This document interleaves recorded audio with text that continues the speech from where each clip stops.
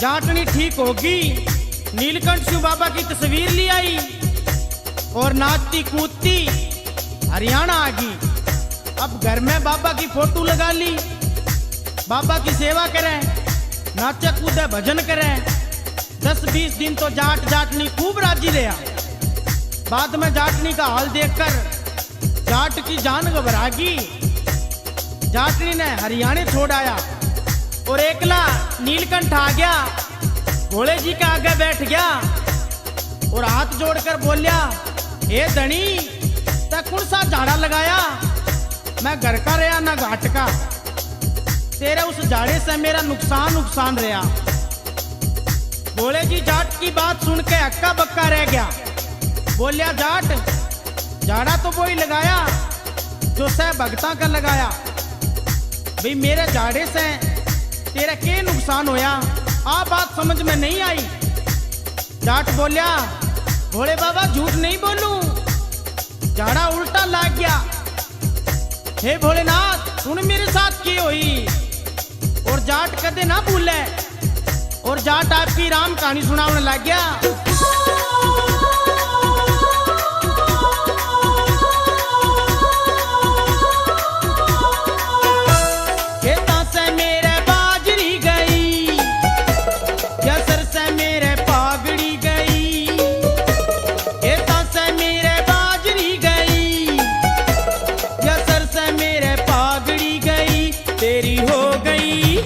तेरी हो गई दीवानी भोलेनाथ, हाथों से मेरी जाटनी गई।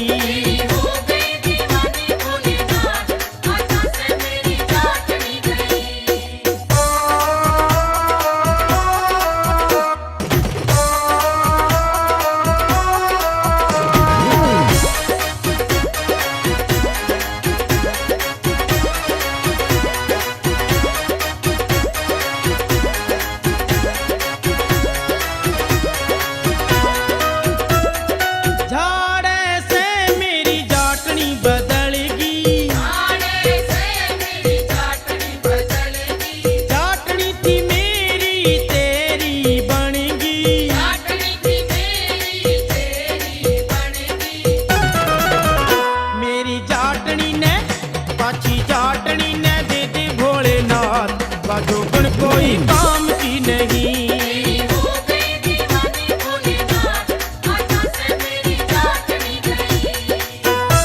खेता से मेरे बाजरी गई, यसर से मेरे पागड़ी गई।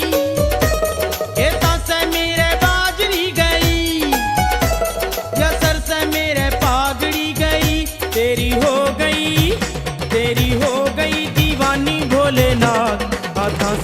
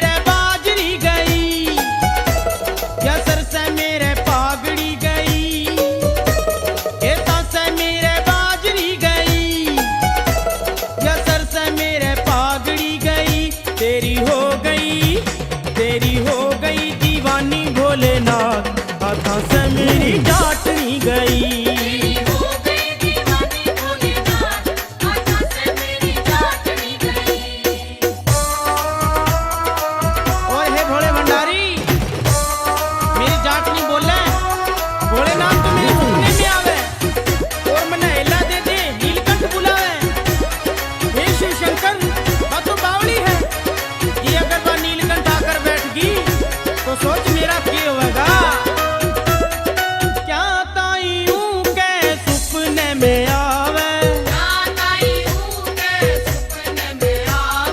हेला दे दे नीलकंठ बुलावे,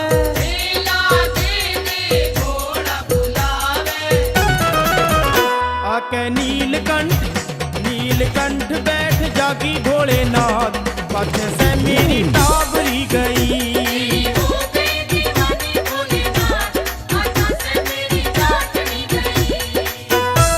खेता से मेरे बाजरी गई, या सर से मेरे पागड़ी गई। खेता से मेरे बाजरी गई, या सर से मेरे पागड़ी गई। तेरी हो गई दीवानी भोलेनाथ, हाथों से मेरी डांटनी गई।